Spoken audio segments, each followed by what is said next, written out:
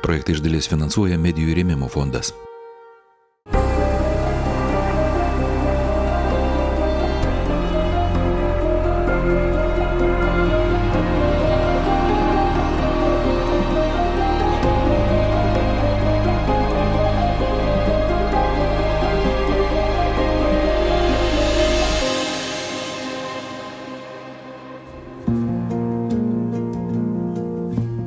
Sveiki, aš Austėja ir šiandien kviečiu Jūs leistis į kelionę po vietas, kur praeitis susitinka su dabartimi. Kviečiu pamatyti, su kokiais netikėtais atradimais gali susidurti šių dienų naujakuriai, ruošdami žemę savo būsimiems namams. Ten, kur kadaise gyveno mūsų protėviai. Nes iki šulinė tai tikrai nieko nerasta, o šituo atkarpuoju aš nedalyvau, kažkur gal čia kažkas buvo ūkinė dobelė. Nuotekam ir dar 2 ūkinės, netgi ne 2, 3, kur elektros kabeliai.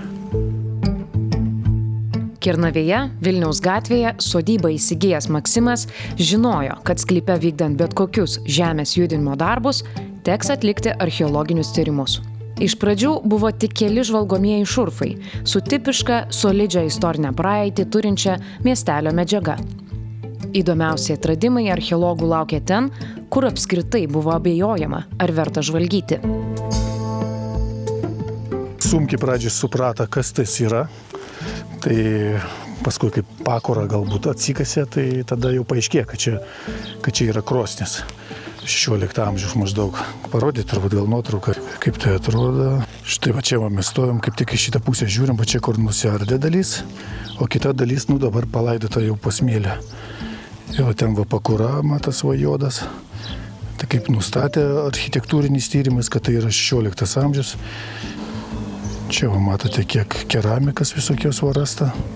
Visokie kokuliai, visokie puodai, puodinės ir panašiai.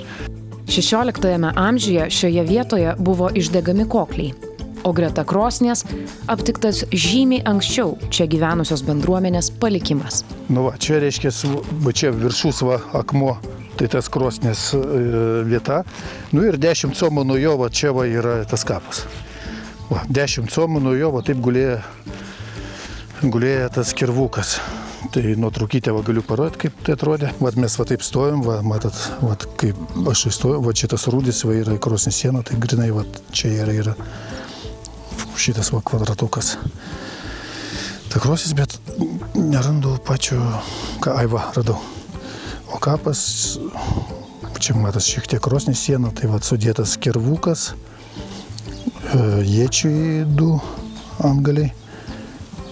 Va ta vieta, grinai va po mano koja šitą maždaug.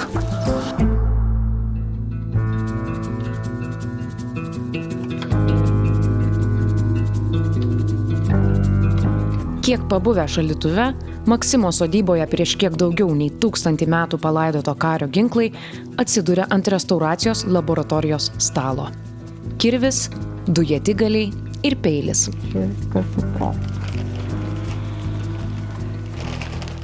Taip, mes matom, kad labai yra turi daug apnašų ir čia jau reikia smarkiai padirbėti.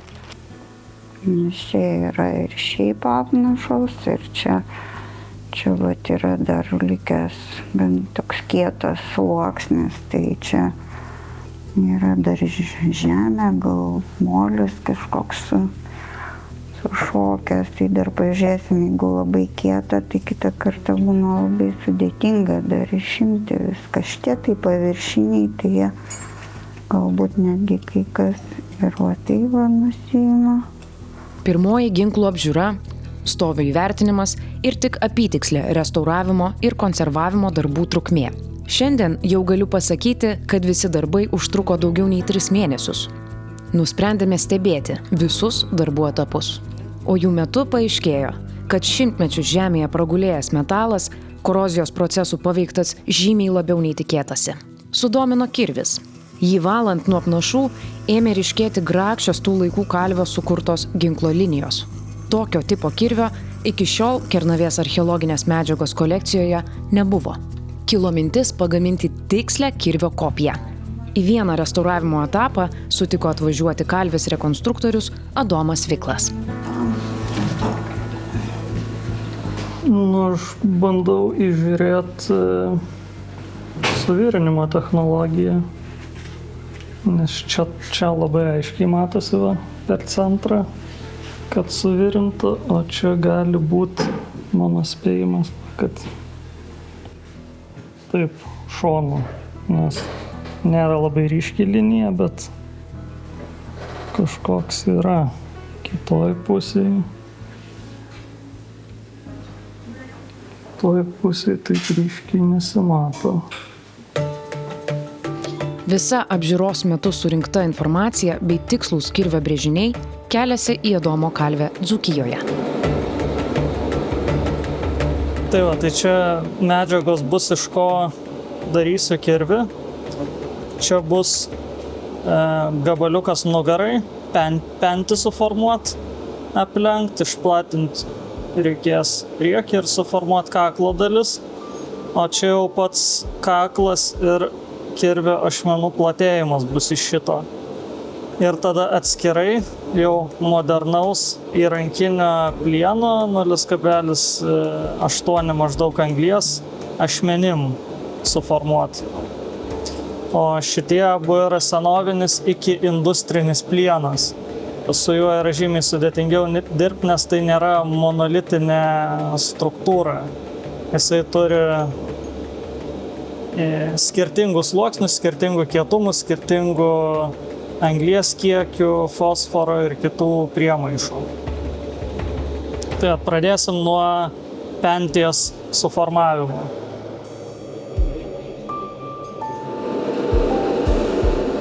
Kalvės kampe stovintis pneumatinis kūjis gundė spartinti darbą, tačiau Adomas nusprendė juo nesinaudoti, o procesą valdyti taip, kaip tai darė originalaus kirvio autorius. Tiesa, vietoj dumplių oro pučia kompresorius, žaizdras kaitinamas dujomis. Tačiau replės, kūjis ir priekalas bei jėgos ir įgūdžių poreikis toks pat kaip ir prieš 1000 metų. Nežinia, kiek laiko tuomet užtrukdavo meistras kaldamas tokį gaminį. Kalvėje teko praleisti pusdienį, kol 3 skirtingi geležies ruošiniai po daugybės skaitinimų ir nesuskaičiuojamų kūjo smūgių virto kirviu. Užbaigti viso gaminio tą dieną nepavyko. Į Adomo kalvę vėl atvykau po keleto savaičių, kai kirvio kopija buvo užbaigta, o darbastolio spaustuvose buvo pritvirtintas pradėtas gaminti kirvio kotas iš uosio.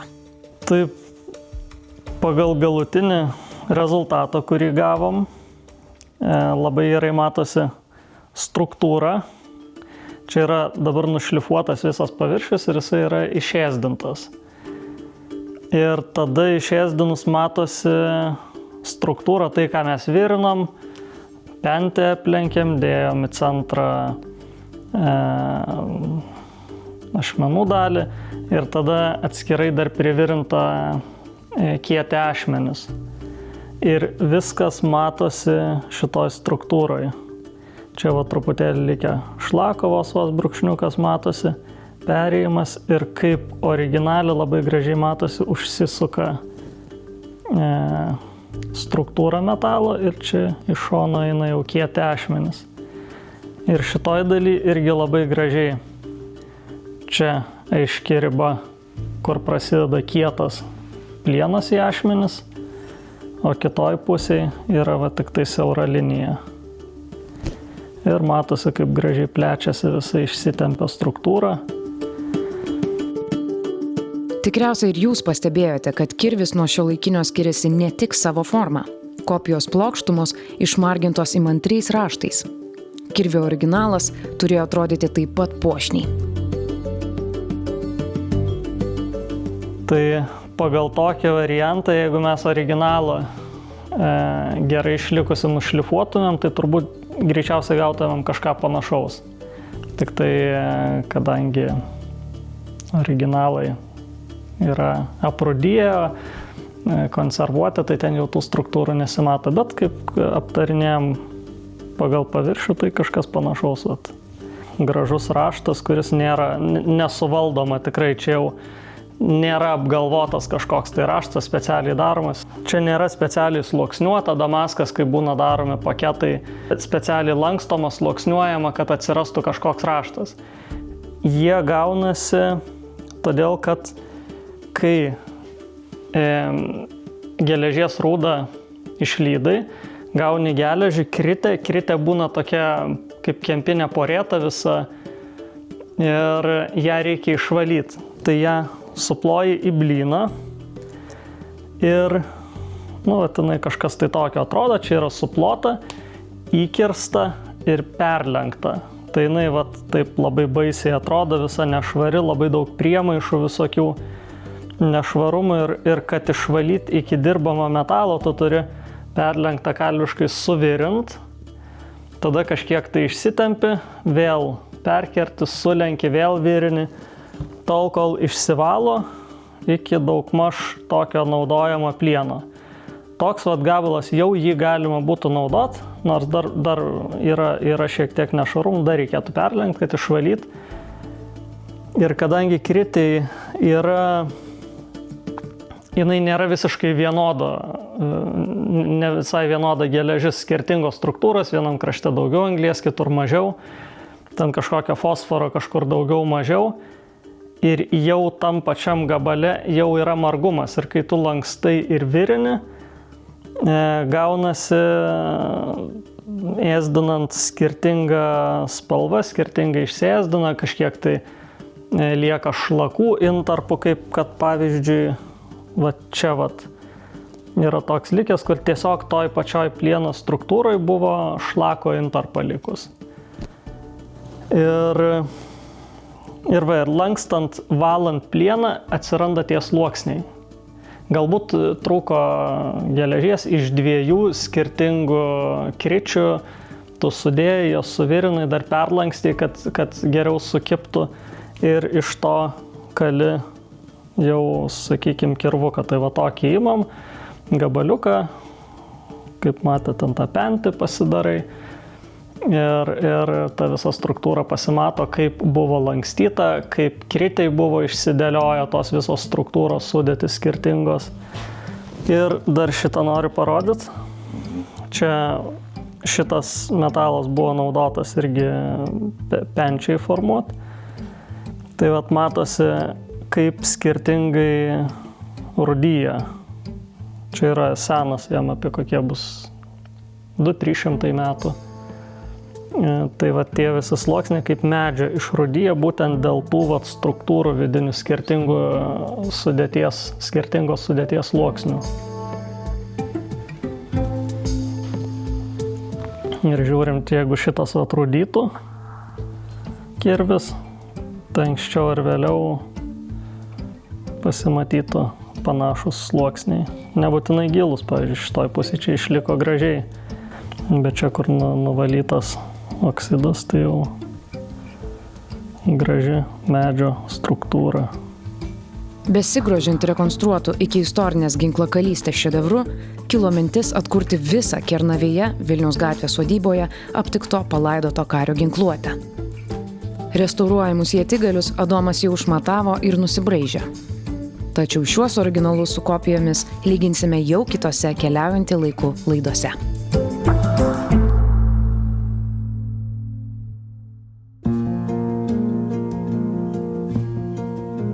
Po ginklo atradimo akimirka apmąstymams. O šiems man labiausiai patinka bičiulio Mariaus Archio virtuvė. Keliaukim pasigaminti gardžių taukų. Dabar tu man prižadėjai, kad parodysi, kaip pasiruošti taukus žiemai. Tikrai taip. Tai gal prieš pasiruošimą papasakokim apie jų naudą ir kam jie naudoti. Tai, kaip matot, taukas yra keliose formose, bet be to, kad jis yra labai svarbus mums kaip maistinė medžiaga, jis viduramžiais naudojamas ne tik tam. Tai yra labai geras šaltinis ugnies arba energijos, tai yra žvakės. Tai reiškia kuras. Kuras, taip. Bet lygiai taip pat ir labai geras lubrikantas. Tarkim, turim stovylą, tai yra tokį agregatą, ant kurio bandome gaminti keramikinius indus, sukti. Taip. Tai būtent tauko pagalba jisai sutepa jį tam, Kad galėtume negirgždėtų. Taip, ir ne tik, kad negirgždėtų, bet kad būtų kuo mažiau trinties. Lygiai taip pat mūsų, bent jau mano, batai yra odiniai. Ir odai apsaugot irgi naudojame tauką. Gerai impregnuoja. Labai gerai impregnuoja ir atstumia vandenį. Tai kaip ir naudingas dalykas, bet tam dalykui mes jį turime kažkaip išgauti iš tos žalios mėsos formos. Tai vienas iš būdų, kurį dabar norėčiau tave išmokyti ir parodyti, ką aš darau žiemai, tai yra būtent to tauko paruošimas žiemai, bet ir maistui kartu. Tai esmė Tai yra... mums reikalingi įvairiausi ir riebus gabalai, ir šoninė, ir papilvė tokia labiau nuvertinta jau šiais laikais, ne? Kartu ir odelė. Irgi taip pat reikalingas dalykas. Čia turiu šiek tiek jau pasiruošęs įvairių nuopjovų, įvairių riebių ir neriebių mėsos gabaliukų. Kadangi visgi pagrindinis dalykas bus naudojamas maistui. Taip, tai mes šitą tokį sotesnį darom. Taip, su tam tikrais priedrais, tai tais pačiais džiovintais dalykais, kuriuos pasiruošiu žiemą. Tai pradėkim nuo to, kad parodysiu, kaip reikėtų supjaustyti. Tai vieną supjaustysiu aš, o kitą pabandysi tu. Tai be abejo. Tai Vienamgi neleisiu čia dirbti. labai gerai. Tai elementariai, paprasčiausiai, dydis nėra labai svarbus, svarbiausia, kad būtų gan vienodų. Aha.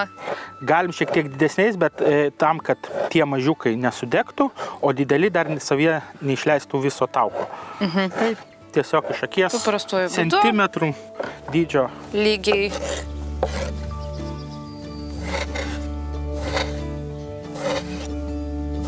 Labai geras peilis. Matosi. Aštrus, slysta kaip per sviestą. Šiuo atveju per tauką. Šiuo atveju per tauką.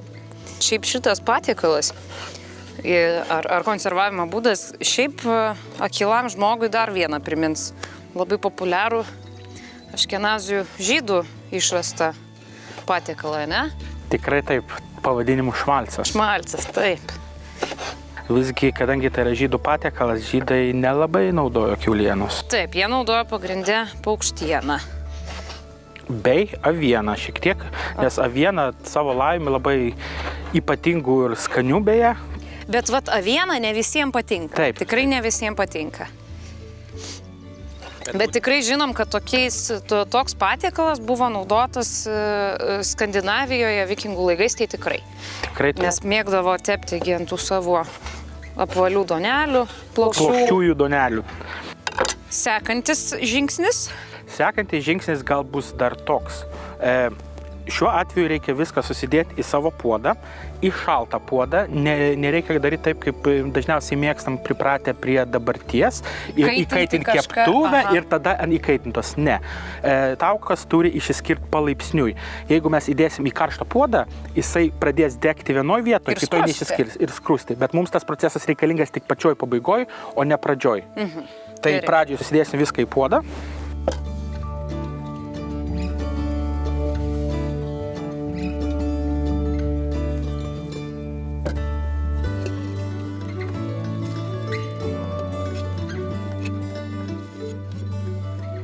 Ir ar dedam kažką čia dar?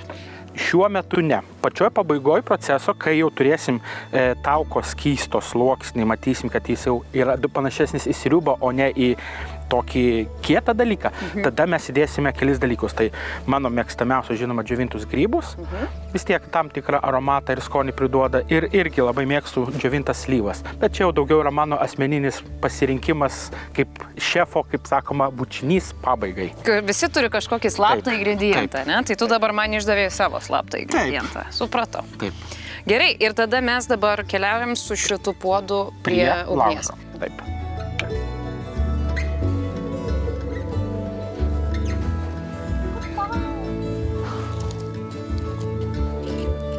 Ir dedam į centrą.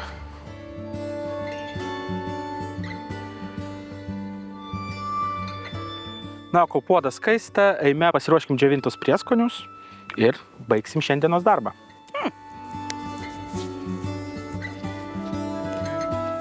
Kadangi puodas jau lauže ir po truputį šyla, reikia paruošti grybus ir slyvutes. Tai aš siūlyčiau tau tiesiog pirštų pagalba palaužyti grybukus, o aš pabandysiu pasmulkinti slyvutes.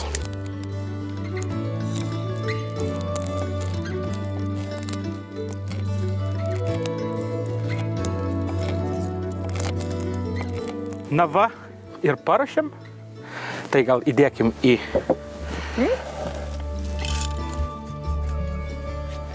Ir eime pasiruošti ir pažiūrėti, kaip taukai lydosi.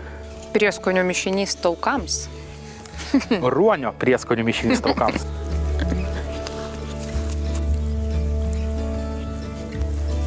Taip. Ir aš dabar tiesiog suberiu, ar... Šiek tiek lauktelką aš pamaišau. Ir dabar galim bert. Ir kadangi puodas visgi yra labai karštas, tai galima užsidėti pirštinės ir nuimti nuo ugnies, atvėsinti ir patiekalas bus baigtas. Tai gerai, tai reiškia, nešamės puodą ir einam aušint? Ir einam aušinti, taip. Sėkmės tau pavyks. Dar kepa. Na ką, pas mus čia gražiai vėsta, kaip matai. Liko paskutinė dalis, tai gražiai išporcijuoti iš mūsų gaminimo indo į saugojimą indą. Tai panaudosim šitą puodelį. Pradžiai įdėsim kietasias dalis. Labai noriu paragauti. Ragauk. Koks geras pirgutis. O dabar jeigu dar ir slyvą, va čia ant kampo paimsi. Kur jį? Priekyje. Slyva taukuose. Taip. Desertas, tikras desertas. Ir liko užpilti skysčių. Puikiai dabar tas skystis, tiksliau, tie taukai užšals, sukietės. Ir mes turim paruoštą tauką žiemai arba tiesiog saugojimui. Užriškim apsaugai.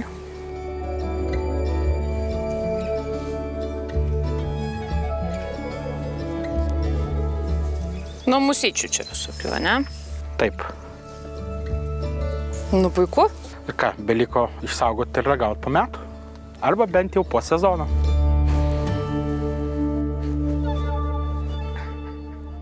Šiandien tiek apie naujakurių atradimus, ginklų rekonstrukcijas ir praeities prieskonius. Iki kitų kelionių laikų.